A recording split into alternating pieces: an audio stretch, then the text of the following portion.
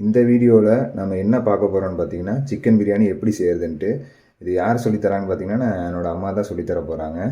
So ஃபர்தராக இனிமேல் அவங்க தான் பேச போகிறாங்க இந்த வீடியோ ஃபுல்லாக. இப்போ நம்ம சிக்கன் பிரியாணிக்கு தேவையான பொருட்கள் முதல்ல என்னென்னு பார்க்கலாம். 1 கிலோ சீரக சம்பா அரிசி, 1 கிலோ சிக்கனு, இஞ்சி பூண்டு விழுது. இஞ்சி வந்து 100 கிராம், 100 கிராம் இஞ்சி, 100 கிராம் பூண்டு, பட்டை, சோம்பு, கிராம்பு எல்லாமே வீட்டில் நாமளே தயாரிச்சது. அதுக்கப்புறம் நம்ம தாளிப்புக்கு வந்து பிரியாணி இலை, பிரியாணி மொக்கு, பட்டை, கிராம்பு, ஏலக்காய். தாளிப்புக்கு வந்து வெங்காயம், பெரிய வெங்காயம் நீளமாக கட் பண்ணி வச்சது, பச்சை மிளகா கீரி வச்சுக்கணும். அப்புறம் புதினா, கொத்தமல்லி தழை, தக்காளி, பிரியாணி மசாலா, மிளகாய்த்தூள். அதுக்கப்புறமா கொஞ்சம் எலுமிச்சம்பழம், ஒரு எலுமிச்சம்பழம் பிழிஞ்சு வச்சுருக்கேன்.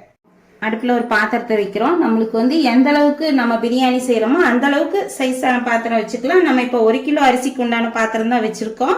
முதல்ல எண்ணெய் ஊற்றலாம்.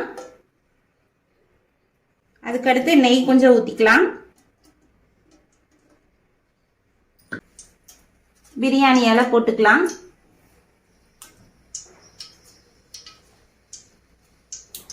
மூணு துண்டு பட்டை போட்டுக்கலாம். 4 துண்டு கிராம்பு போட்டுக்கலாம். ரோஜா மொக்கு 2 போட்டுக்கலாம்.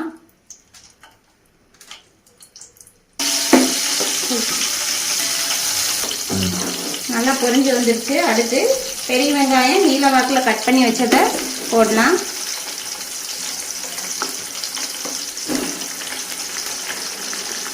நீங்கள் 1 கிலோ அரிசிக்கு 1/4 கிலோ பெரிய வெங்காயம் போட்டால் தான் நல்லா டேஸ்ட்டாக பிரியாணி நல்லா டேஸ்ட்டாக வரும்.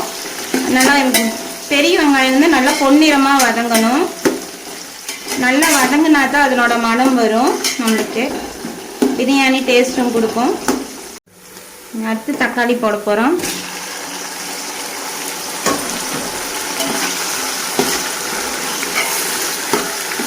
கீரி வச்ச 5 பச்சை மிளகாயை போடுறோம்.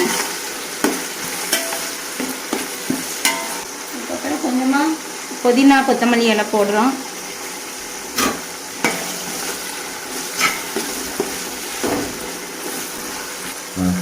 தக்காளி நல்லா வதங்கிடுச்சு.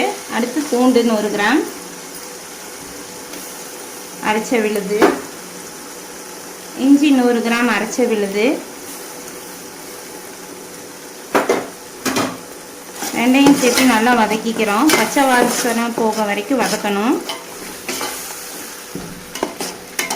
வதங்கிடுச்சு. அதுக்கடுத்து மிளகாத்தூள் போடுறோம். இது வீட்டு மிளகாத்தூள், ஒரு 3 ஸ்பூன் போடுறோம். கரம் மசாலா தூள் 3 ஸ்பூனு,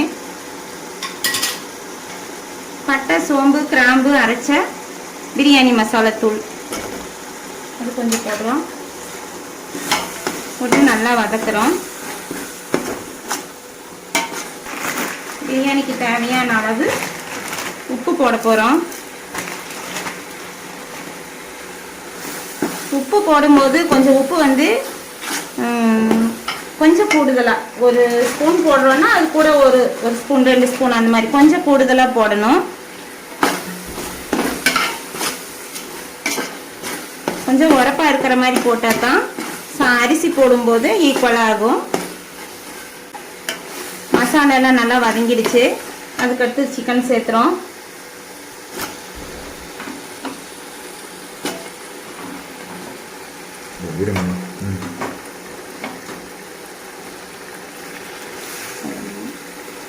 சிக்கன் வந்து நம்ம எப்படி கழுவணும்னா உப்பும் மஞ்சத்தூளும் போட்டு சிக்கனை நல்லா கழுவிட்டோம்னா அந்த வாசம் வராது. அதுக்காக நல்லா கழுவி சுத்தமாக கழுவி போட்டு நல்லா எண்ணெயிலேயே வதக்கணும். அந்த மசாலையே சிக்கன் நல்லா வதங்கணும். வதங்கி எண்ணெய் பிரிஞ்சு மேலே வர வரைக்கும் வதக்கணும். சிக்கன் மசாலாவோட நல்லா வதங்கிடுச்சு. அடுத்து கொஞ்சம் லெமன் ஊற்றுறோம். இந்த லெமன் எதுக்காக ஊற்றுறோன்னா அரிசி பிரிஞ்சு வராமல் அரிசி குலையாமல் இருக்கிறதுக்காக இந்த லெமன் தண்ணி ஊற்றுறோம்.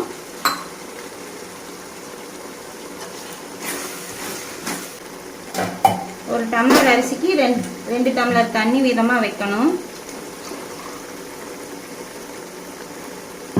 நம்ம தேவையான அளவு தண்ணி ஊற்றியாச்சு. இது நல்லா கொதிச்சு வந்ததுக்கப்புறம் அரிசி போடணும். 10 நிமிஷம் கொதிக்கட்டும். 5 நிமிஷம் ஆயிடுச்சு. தண்ணி நல்லா கொதிச்சிடுச்சு. இனிமே அரிசி போட போகிறோம்.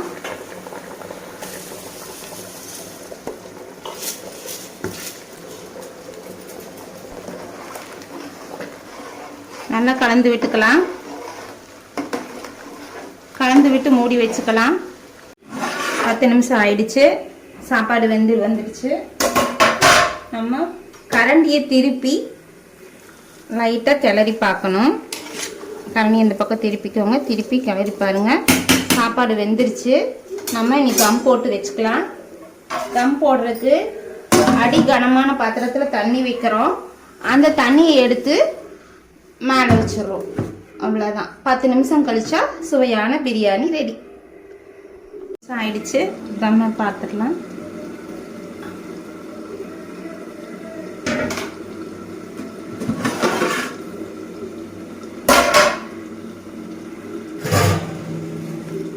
பாருங்க, நல்லா வெந்துடுச்சு. அரிசி உதிரி உதிரியாக இருக்குது. இந்த வீடியோ எல்லாருக்கும் பிடிக்கும்னு நினைக்கிறேன். ஸோ பிடிச்சிருந்தா மறக்காமல் லைக் பண்ணுங்கள், ஷேர் பண்ணுங்கள், சப்ஸ்கிரைப் பண்ணுங்கள்.